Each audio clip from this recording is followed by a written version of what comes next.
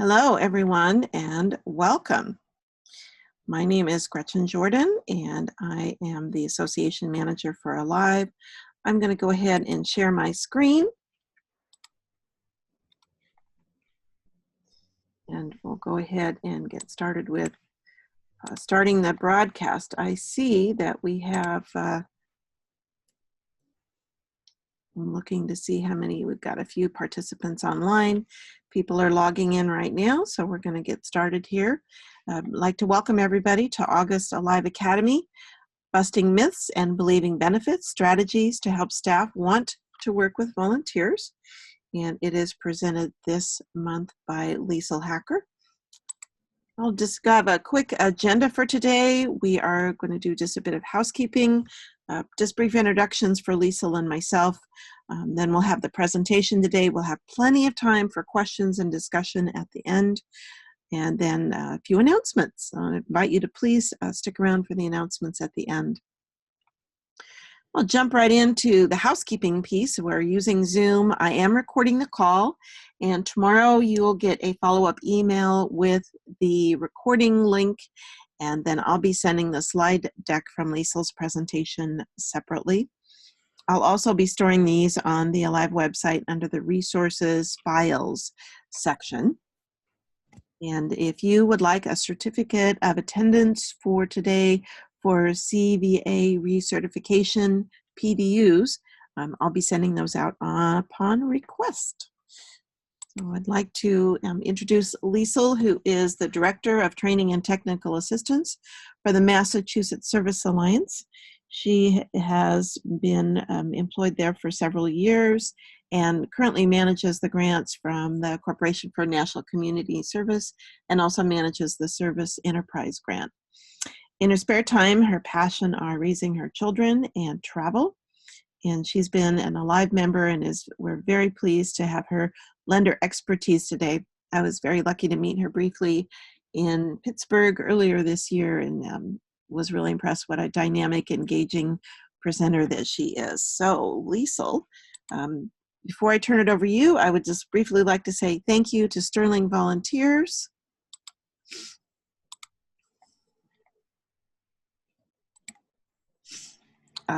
Thank you for the message, for their sponsorship this year and their ability to expand that services for you, our members, and our colleagues. So I'm going to go ahead and turn it over to you, Liesl. Okay, great. Thank you so much, Gretchen. Thanks. And welcome, everybody.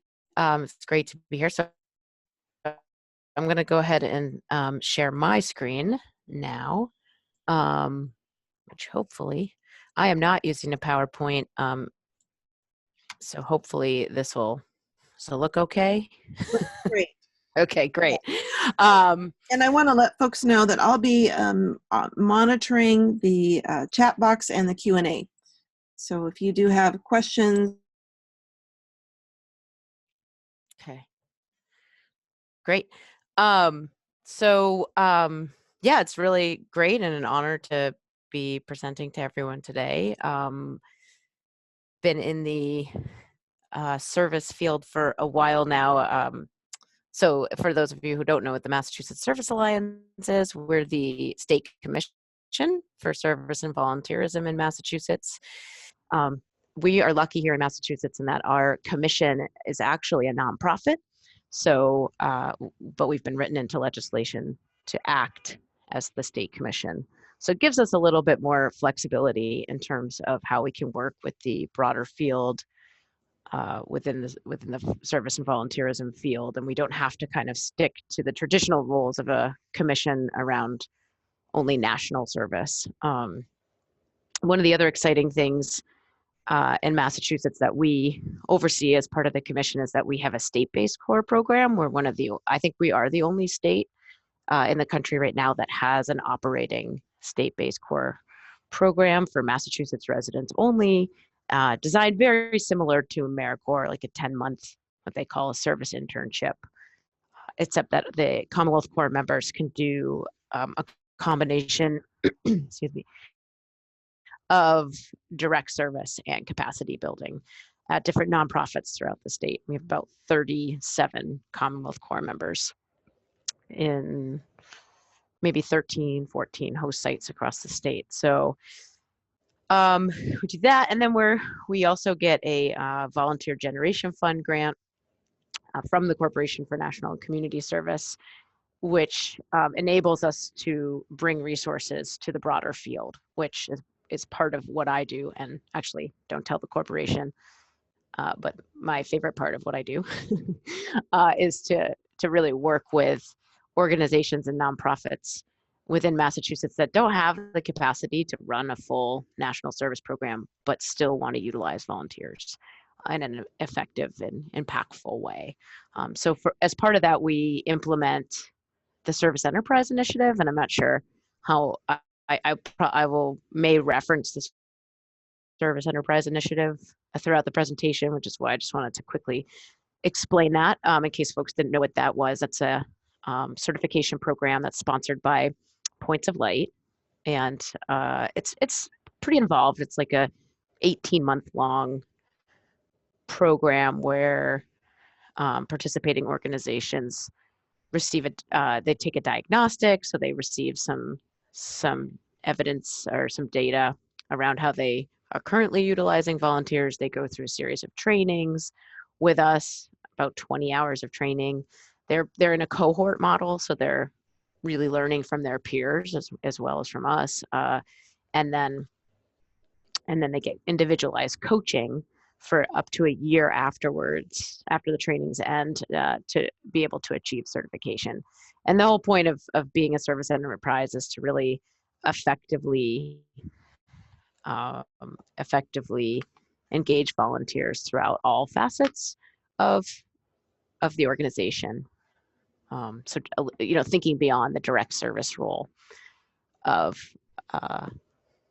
a volunteer. And I think that's kind of what led me to the title of this training, and kind of what led me to this training is that when we work with our service enterprise sites, one of the things that comes up like right away, sometimes in that like first initial meeting with them, is concerns around staff at the organization and their willingness to embrace working with volunteers. And so we do a lot, we tend to do a lot of work around that, and it tends to be what we do the most training on with our service enterprise sites and what we do the most coaching on. So I thought some of the lessons that we've learned over the years might be helpful to share with other folks. And anytime, if anybody has any questions at any time, please feel free to just interrupt, put them in the chat box. It's not a problem. And also I might be asking you guys some questions too. So if you don't mind using the chat box, that would be great. So I'm using Prezi. I love Prezi for many reasons, but one is that I feel like it really can take a metaphor and bring it to life. So when I was thinking about barriers to having staff want to work with volunteers, the image of bowling came into my mind as like kind of the different barriers being the pins, and then we need to figure out how to get rid of those pins and knock them over with some different strategies. It could also be that I have 2 young children at the moment and they're obsessed with bowling, and so maybe that's why that's all I can think about at the moment as well. They pretty much just want to go bowling all the time, which I'm not a huge fan, in all honesty, of actually bowling. I think I like it more as a metaphor. But yeah, so that's sort of why this image is up on the screen right now, with the pins kind of symbolizing the barriers, and then the yellow circles kind of symbolizing the bowling balls. And another interesting fact is I'm obviously based in Massachusetts and Boston, and I've grown up here in New England, and we have something called candlepin bowling, which the rest of the world, I think, thinks is crazy. And I think it's only a New England thing, because the ball fits in the palm of your hand. It doesn't have the holes that your fingers go in. It's not a big ball. It's like a small ball.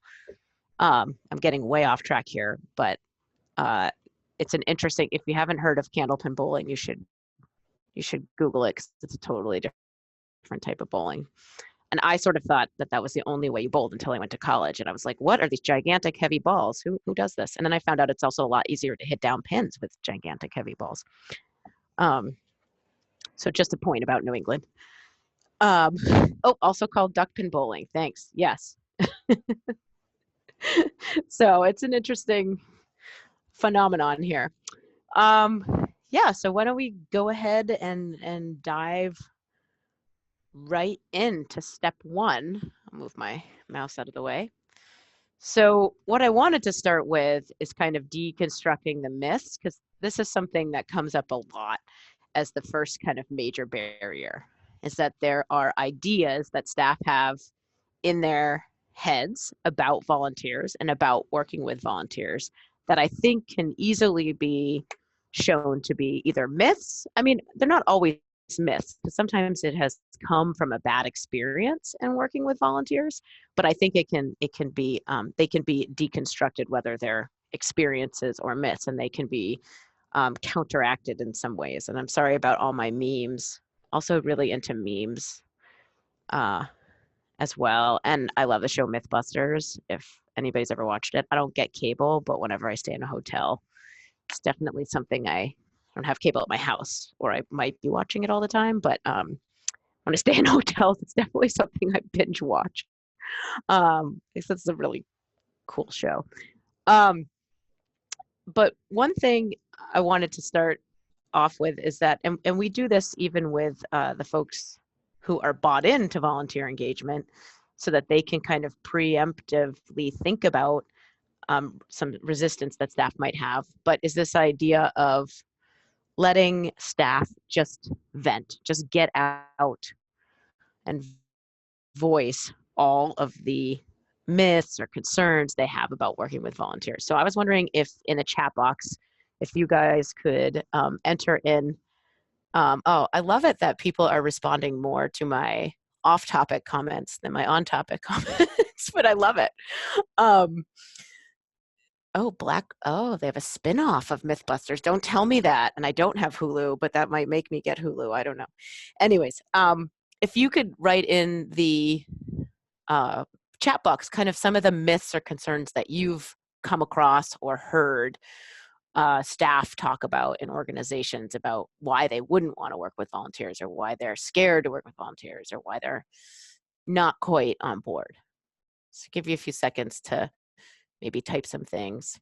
If something happens, we could get sued. That's a good one. Liability. It's just easier to do it myself. It's faster for them to do the work than to train someone. Yeah. Those are good one, and we'll talk a little bit about that, because that's a precursor. That's kind of a precursor to my step 4. But too much time spent training, so for the short time that they stay. So this idea that they're temporary, unreliable, they're not going to commit, that comes up a lot.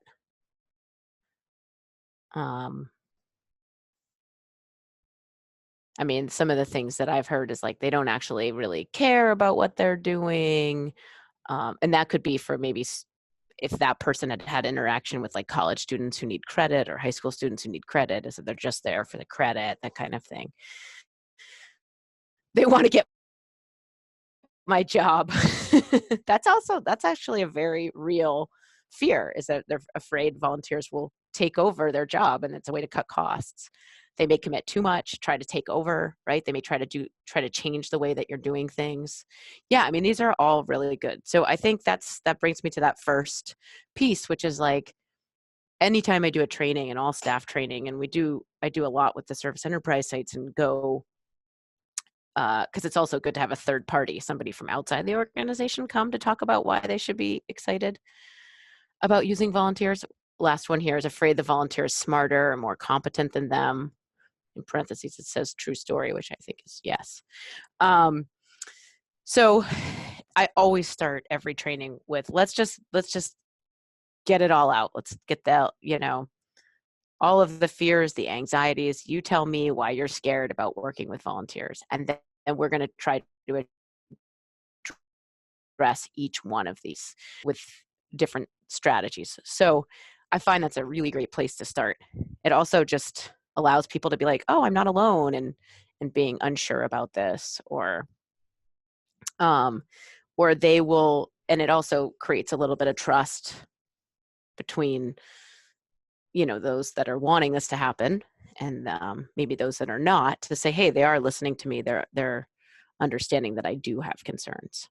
So, right, the idea of I've never supervised anyone before, that's a really good one. What do I do? That's a huge one. And actually, that's one of my bullets here. But so then after we've allowed the staff to voice concerns, hopefully now there should be, I'm going to move to the next one, which are some clear, easy to follow policies and procedures around volunteer engagement that kind of counter these concerns. It won't counter all of them, but should put at ease some of these. So this is some pre-work. So this is why we do the same exercise with volunteer managers, because we say you should anticipate think about all the concerns that your staff might have, and then we want to have policies and procedures and processes in place that will put at ease some of those concerns. So with the idea of I've never supervised anyone before, well, guess what? We're going to provide supervision training to staff throughout the next year, because that's a big one. You need to train staff and how to work with volunteers. So if that's part of every staff onboarding process, so anytime a new staff comes on board, we expect that they may work with volunteers at some point. So we're going to give you the training right off the bat, and then refreshers throughout. You could even have a policy that, and just say it out loud, just having leadership say, we will never eliminate someone's job. In fact, it's illegal to eliminate someone's job and fill it with a volunteer position. Doesn't mean we can take out pieces of your job to lighten your load, but we would never, eliminate your job altogether. You can have support systems in place for how you're going to support staff who may encounter challenges with volunteers. How they can come to a volunteer coordinator, a volunteer manager, somebody to kind of talk through those challenges.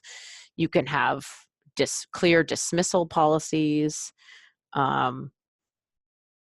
for volunteers. So when they don't show up, when they're not able to, fulfill the role that they were placed in, then they will be dismissed. It's not like they're just going to get to keep coming, or keep that position without having the agreed upon outputs of that position. Again,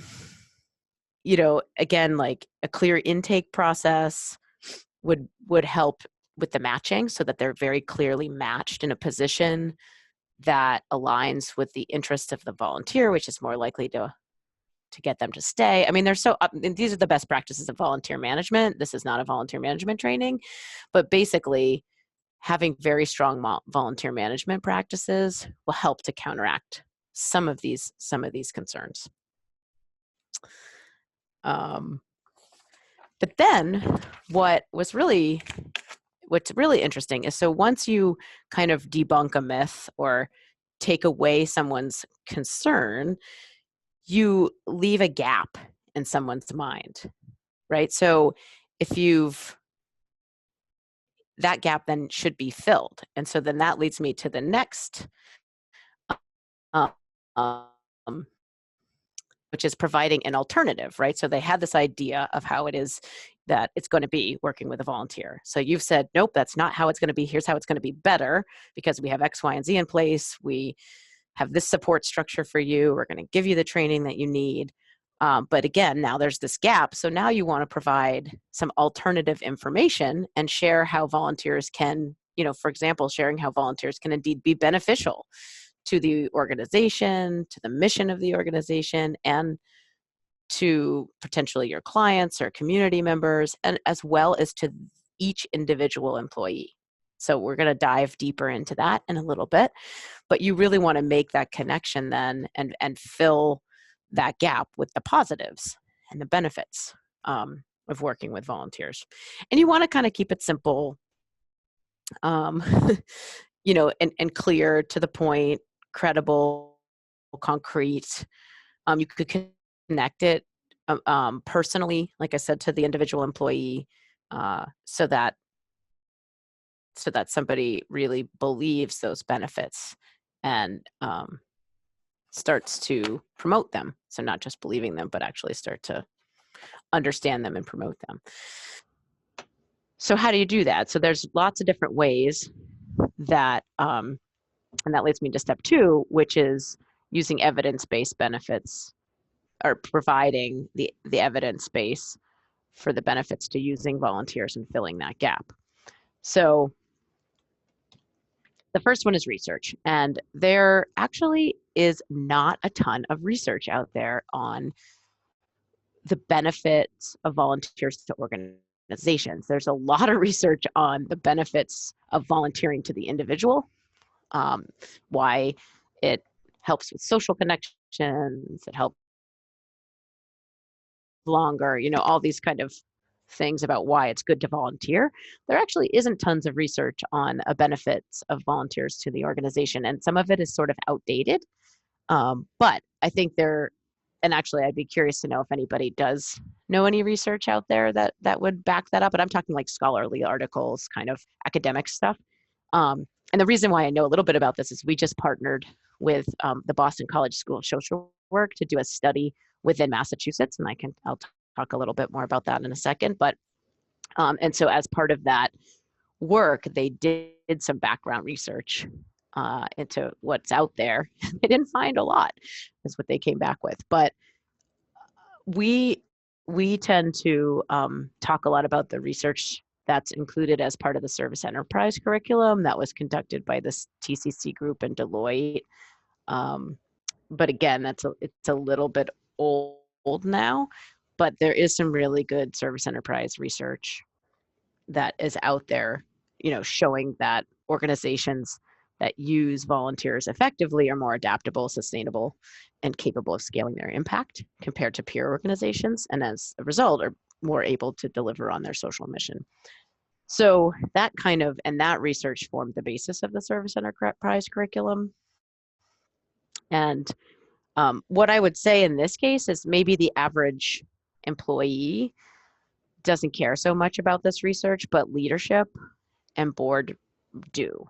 And so the staff resistance to utilizing volunteers, it could be staff at all levels. We're also talking about leadership. And we have sometimes encountered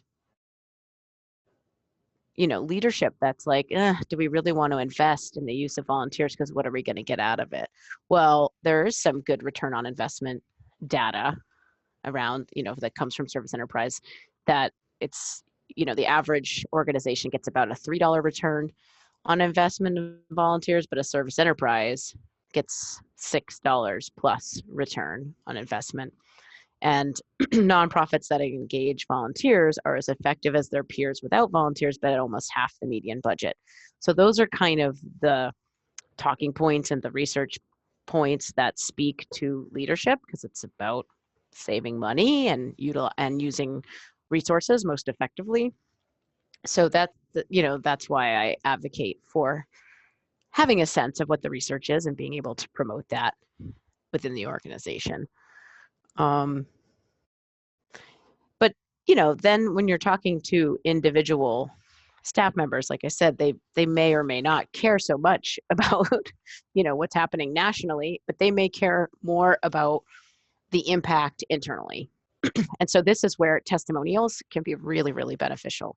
So finding those staff members that have had a great experience with a volunteer, that have been able to accomplish more or accomplish additional, programming, serve more clients, whatever it is, and get them to kind of speak on behalf about why it's so great and why it was so great for them personally to have worked with volunteers. So we have a little video here. We've created some videos too. This is one of our service enterprise organizations.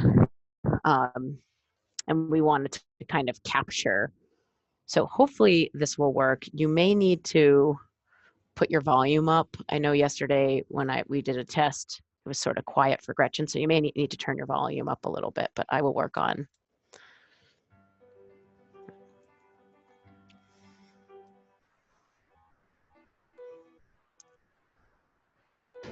So capabilities, we've been empowering individuals with disabilities for over 50 years. In order to do that, we must provide a comprehensive set of personalized services. And those services include housing supports, transportation, day programming, employment, and experiences in our social enterprises.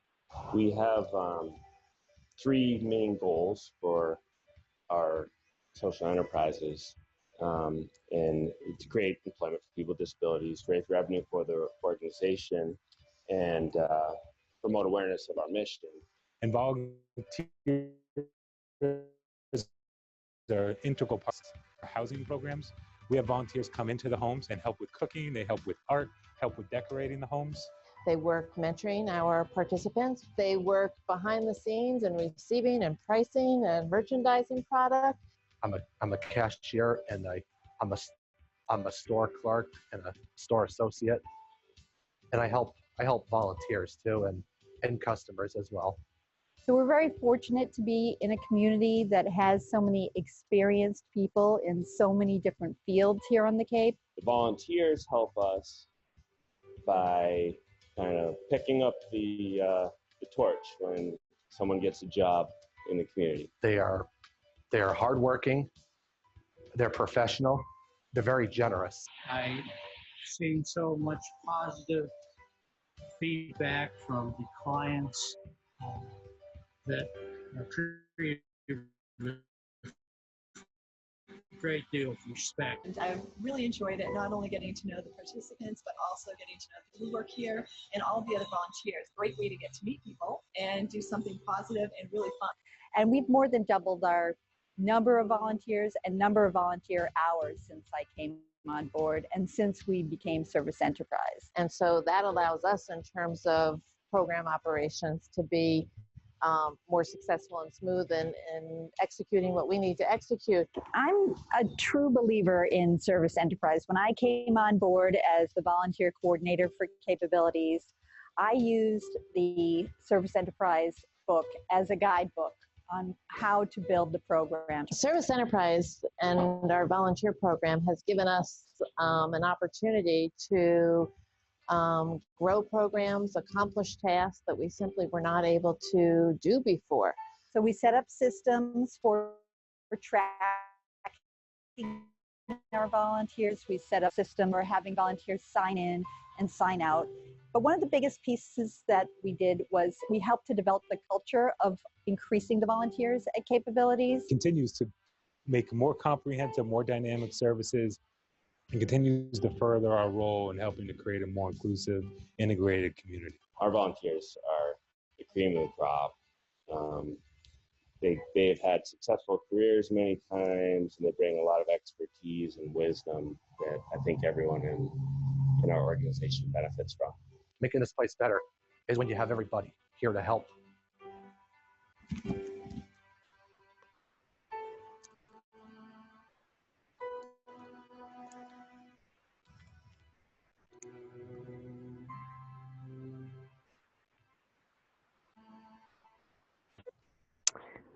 So I don't know if you heard what some of the benefits were there. I think if you wouldn't mind like either typing some of the benefits that you heard in the chat box or other benefits that you've been promoting with your within your organization or with other staff that you work with about why should we even, what's the benefit of having volunteers? Let you take a few minutes to kind of talk about that or type that in. And this was very personal to Capabilities, the organization that we were highlighting, because we want them to be able to show this to their staff, to their other stakeholders, to to be able to either recruit more volunteers or get more staff on board into utilizing volunteers. Any thoughts? Any? comments on the benefits of volunteers? Frees up time. Yep. Frees up time for our paid staff to do the important work that they need to do instead of administrative stuff, improving the structure, processes of their overall engagement, to build volunteer capital. They have the opportunity to be engaged. Volunteers had the opportunity to be engaged and meet more people.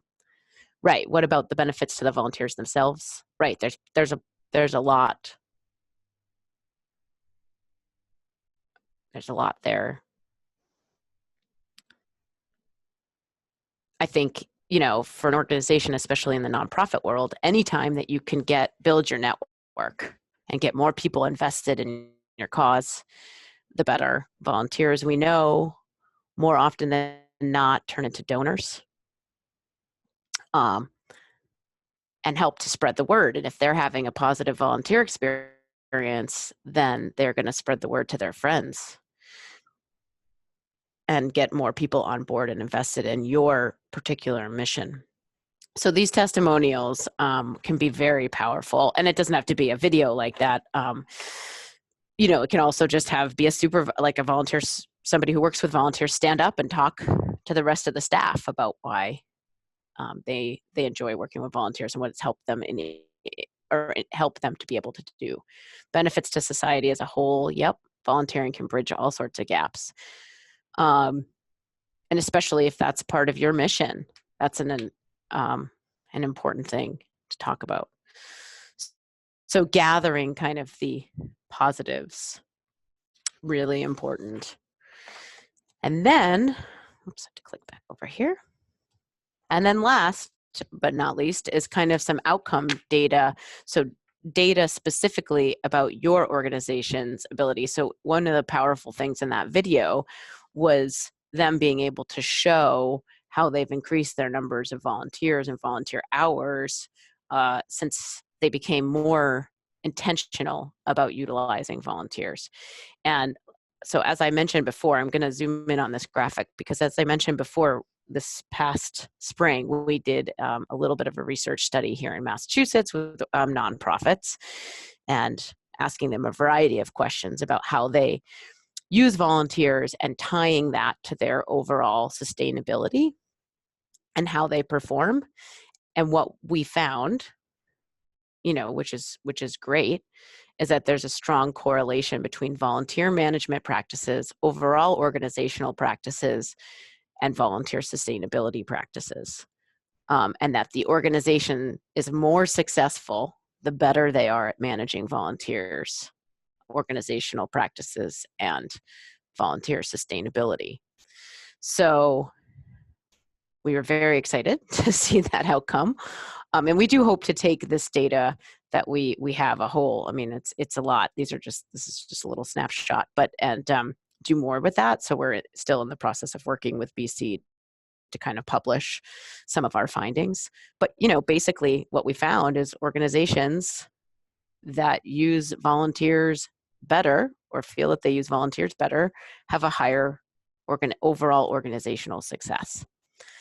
So I think, and that was just, and I think you could do that internally too. You could take your own data to say, okay, last year we had X number of volunteers and we served X number of clients. Now that we have this many more volunteers, are we able to support more clients? Or is the quality of the support of our clients going up?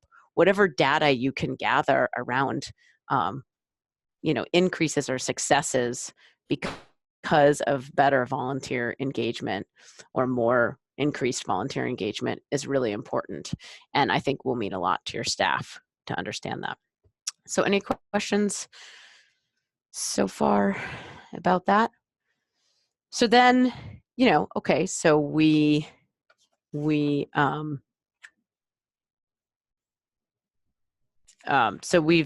kind of dealt with the myths, and now we've dealt with the benefits and trying to get them so that's the first two parts there, busting the myths, believe in the benefits. And then there's some actual other concrete strategies that we can take to help our staff. And we've already touched upon some of them, but we can reiterate them. And if people have additional strategies, please feel free to chime in. But I think, and this directly ties into that data piece. It's kind of a carryover, which is highlighting how volunteers will specifically help your organization, your community, and your participants. How are they going to increase either the capacity of what you're doing, the quality of what you're doing, any of those things that you can highlight and share is really important, especially participants. I mean, all of us are in the nonprofit field, not because of the salaries, and I know that's something everybody always says, but it's true, right? We're usually here, most often, I think, for the mission. So if we're truly behind our mission of the organization where we're working, we want to see more participants being served, better community impact. And if we can show that volunteers are helping us get there, that can be very powerful to staff. The second piece is really getting senior leadership support and having them be a part of the vision that you want to develop when it comes to utilizing volunteers. I mean, I know that sounds very top-downy, which is not a popular way of thinking these days, but what we have found in Service Enterprise, without a doubt, if senior leadership is not involved and promoting, and more than just promoting, but actually like kind of leading the way with increased volunteer engagement, then it doesn't always happen. So, that's some of that piece before about research and what's out there that can really appeal to senior leadership. If you can get them on board, you can. One great example actually of capabilities, that organization where I showed the testimonial from. So their executive director was part of the initial meeting and kind of very passionate about wanting to become a service enterprise, really wanting to beef up their volunteer engagement strategy. Well, they didn't even have a strategy. They didn't even have a program when they started. So what she did was she kicked things off, basically said it was a priority from her perspective, but then she backed off. And I thought that was really great. And so the trainings, she only came to one of the 4 trainings, but she had department heads from all the different departments throughout the organization and other staff take the lead on creating the program and making it happen. All she did was let everyone know that it was a priority of hers, but she didn't want to micromanage. She didn't want to say how it had to be done. She wanted it to be done by staff so that we could get their investment and empower them. And I think that might lead me to the next one. Perfect. Which is involving staff in the planning of positions and selection of volunteers. I think this is really, really important, is that staff they can't feel like this is something being put on them, but it's something they are a part of. And so having request forms for them to say, hey, why don't you create the position? Why don't you tell me what you would love volunteers to do? And we'll create a position based on that. And if it's not enough for a volunteer position, maybe we can combine the position with another department and figure out a way to make it substantial enough of a position where you don't have to give up the things that you don't feel comfortable giving up.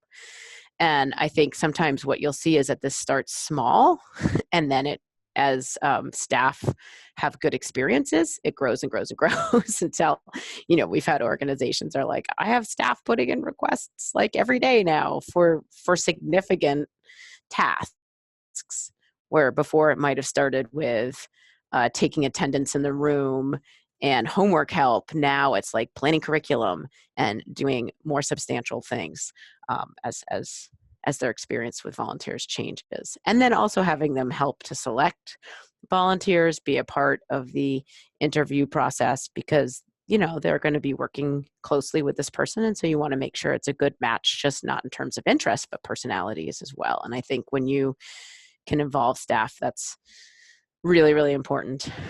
And we sort of already touched on this one, but definitely comprehensive staff training, and particularly around supervisory things and having supervisory experience, because as somebody already mentioned, that oftentimes we are just assuming that staff, oh, they can work with a volunteer, no problem. But it is supervising. It's people management, and if you've never had that experience before, it can be very daunting and intimidating. So, being able to provide not only comprehensive training but also a support structure for that person as well, so they know who to go to if they are struggling with a volunteer.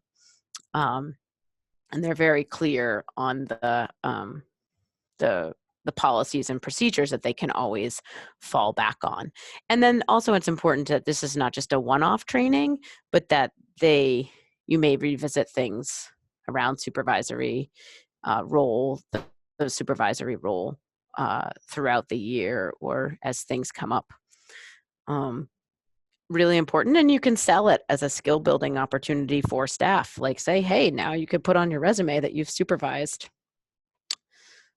you've supervised volunteers, and that's often something that employers are looking for. So not that you're trying to push your staff out, but it can be a good selling point. So the next one is incentivizing. So this sounds like, it's easy to interpret this as being like giving people bonuses and stuff like that, but I'm not talking about this. It can be done in very simple ways. So if it's expected that everyone in the organization will interact and work with volunteers, then you put it on the annual evaluation, how they're doing working with volunteers. I know we had, just like we had one organization that did volunteer of the month, they also did volunteer supervisor of the month, and they let the volunteers just nominate supervisors that they wanted to be recognized. So just like you recognize your volunteers, you can also recognize your staff for their work with volunteers, and that's very cost-effective ways. It doesn't have to be much. I did work with an organization who had just small, like $5 gift cards.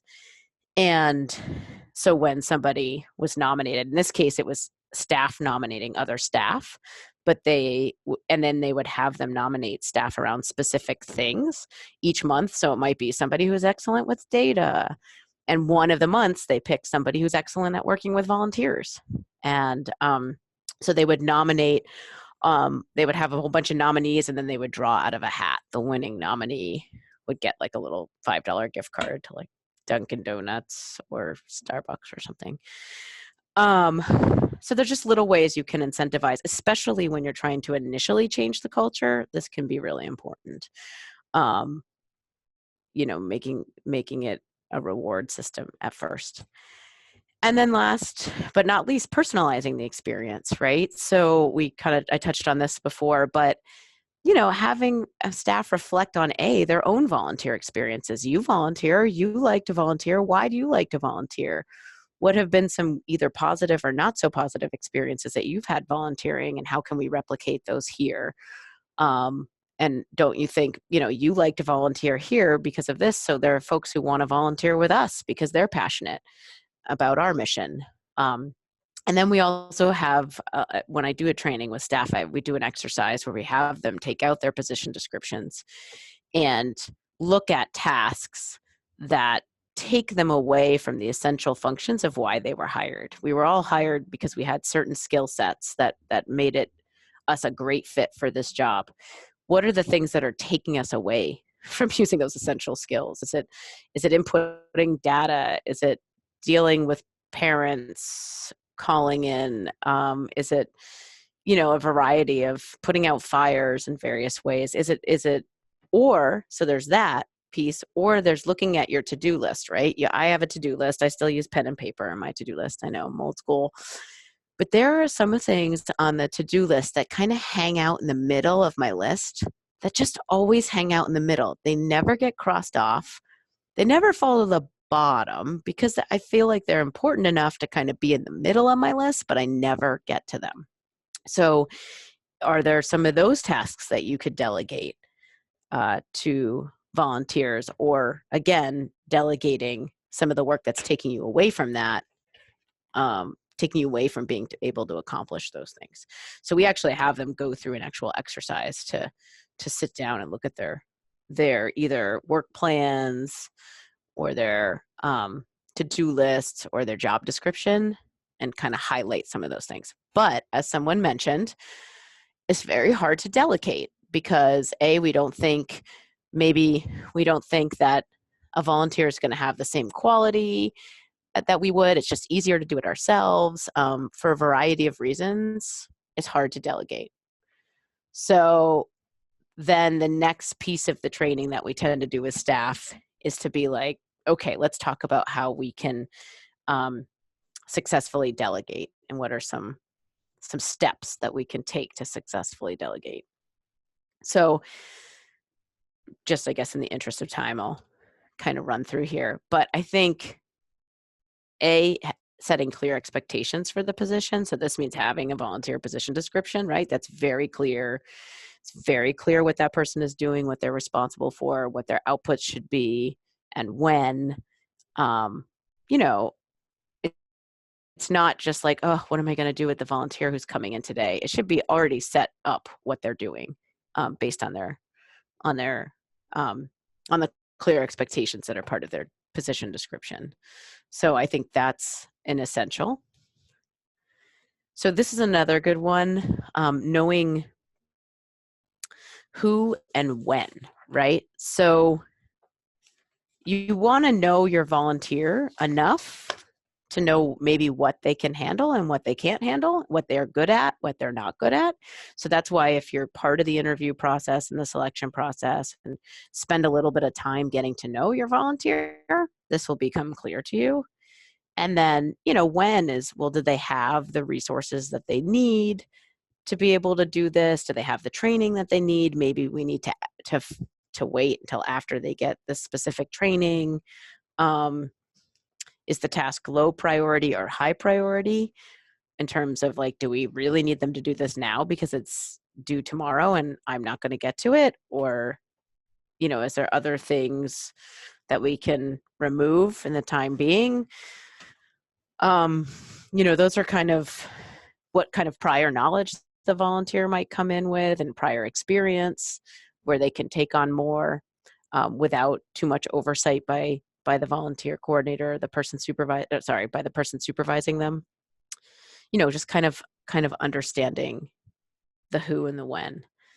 And then, for people who are still kind of fearful of all of this, I think there are some steps that you can take and levels of delegation that I highly advocate for, to say, hey, you don't have to delegate everything all at once. You can say, I need you to do something. Here's exactly how I want you to do it, and see how they do with that. Are they able to come back and stick to your instructions exactly?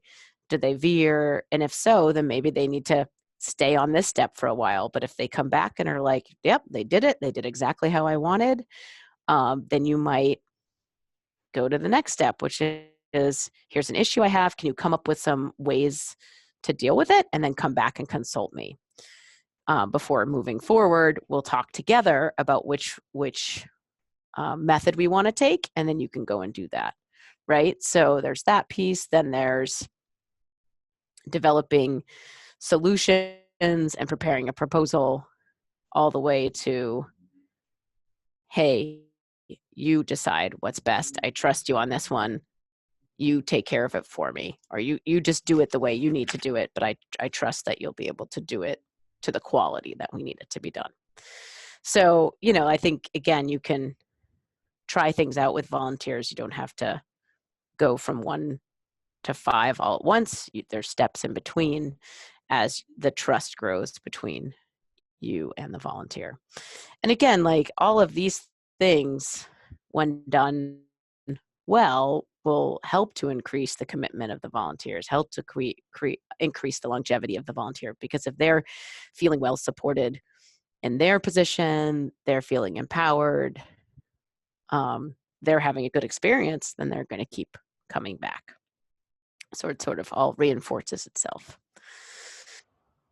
So yeah, that's I think that's pretty much what I have. I'm happy to take questions. And Thanks, Liesl. If you've got questions or comments, please put them in the chat box. Here's something I was thinking of too that maybe you'd like to discuss. And true story. How many times do we also bring our own biases? Mm-hmm. That we have had that one bad experience with a staff member who failed miserably engaging a volunteer, and then we're also, afraid or hesitant to do that again. Yeah, exactly. And I think it's kind of understanding what went wrong and why, and then being able to address that with a staff member. Because I think, again, is it because they truly don't believe that using volunteers is a good thing? Is it because they didn't feel comfortable with the training? They didn't feel trained to be able to manage a volunteer? Is it, where did that bad experience generate? Where did it come from? And trying to take steps, because I do think that people just need the support, and the opportunity to try again.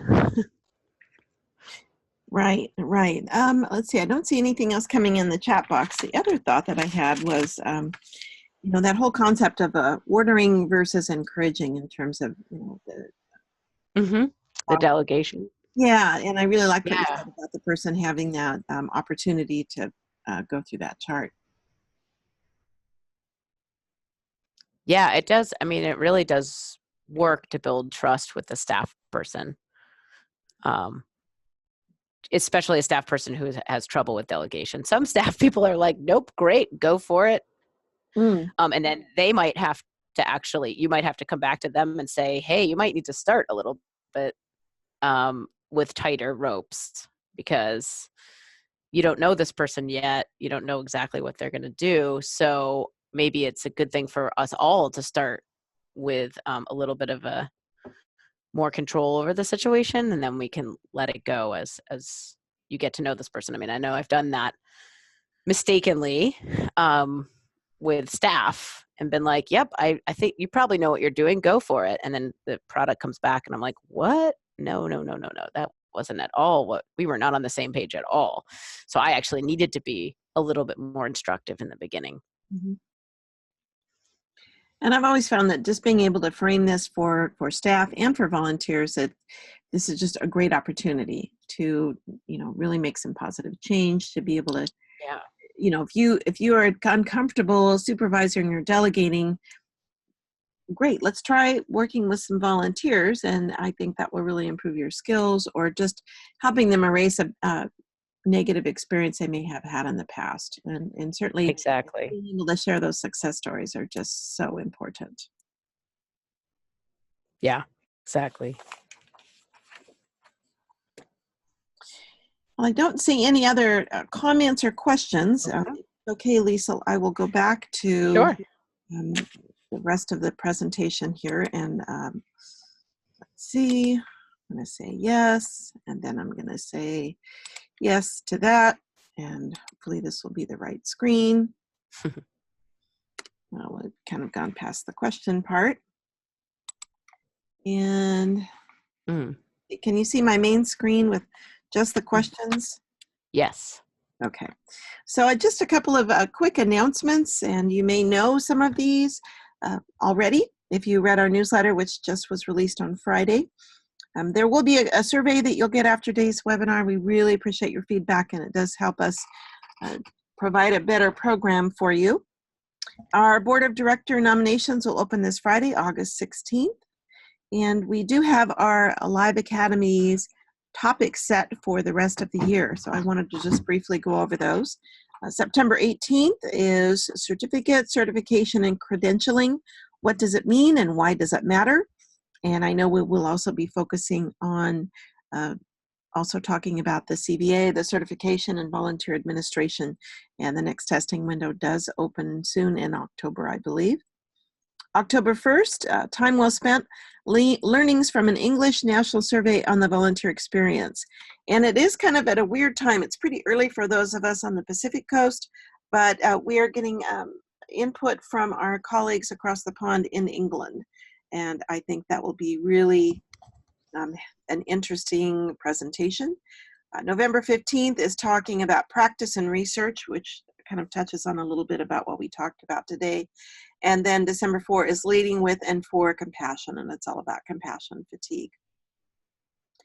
This year's Volunteer Management Hybrid Conference, the theme is The Future is Now, Tech Trends for 2020 and Beyond, and specifically what Liesl was talking about was two of our speakers. Aaron Spink will be talking about using technology to harness the power of the data and ways to use that to be able to improve your program, to sell your point, to prove your case, etc. And then also Amira Barger will be talking about transforming your volunteers using technology, and whether that's transforming them into leadership roles, into donors, into other roles within the organization. So there's some nice tie-ins with that. And registration is now open, and there are many local associations that have signed up. We have 12 across the United States, and basically in all four corners and points in between. But there are still openings, and there's an informational webinar about it August 22nd. You can sign up on our calendar on our homepage, and our calendar will have more information about future information and what's happening, etc. I'll be doing some updates later today. So if you would check it by the end of the week, there'll be all sorts of new content on there. FISA had a great comment. Lisa, maybe you'd like to comment on. And, yeah, one more right. Thing to announce, but I'll let you comment on FISA's comment.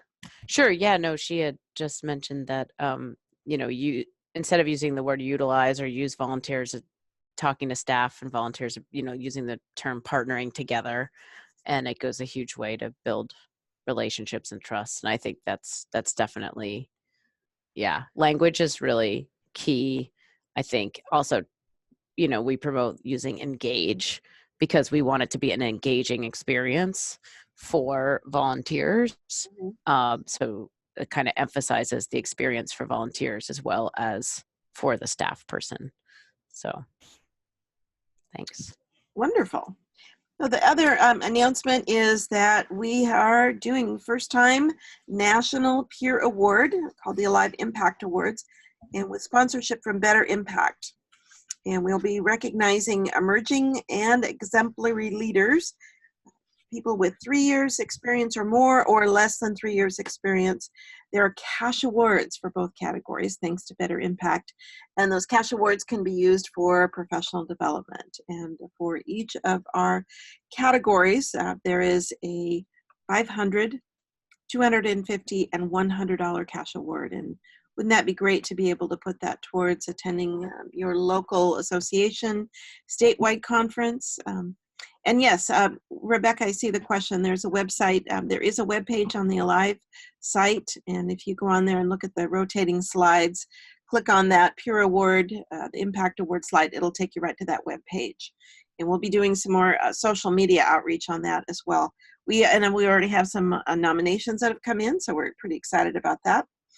And they are all open to all volunteer engagement professionals in the States, whether or not they are an Alive member. We hope they will be, but they don't have to be. And those nominations are open until September 14th. And again, thank you so much to our sponsor, Better Impact, for their support. So on behalf of Michelle Raymer, who is our Alive Vice President of Programs and Advocacy, I'd like to extend a very gracious thank you to Liesl for sharing her time and expertise today. And I really loved your use of the memes and Prezi. And I did put in the chat box earlier, it's Prezi.com. And if you do a lot of presentations, it's definitely a lot different than PowerPoint. I think it's a lot more visually engaging, and it's just kind of fun. So that might be something to check out if you would like. Yeah. And I'll put that in my follow-up email too. It's a great tool to use. And if anybody has any other questions, I'm sure that Liesl would be happy to connect with you personally, or if you want to forward the question to me at manager@volunteeralive.org, I can pass it along to her. But thanks everybody for the work that you do in your communities, in your programs, and wish you a great rest of the week. And again, Liesl, thank you so much for your time. Yeah. It's been a pleasure to work and to speak with you, and from the east to the west, end there and say thanks, everybody, and have a great rest of your day. Thanks. Thank you. Bye. Bye.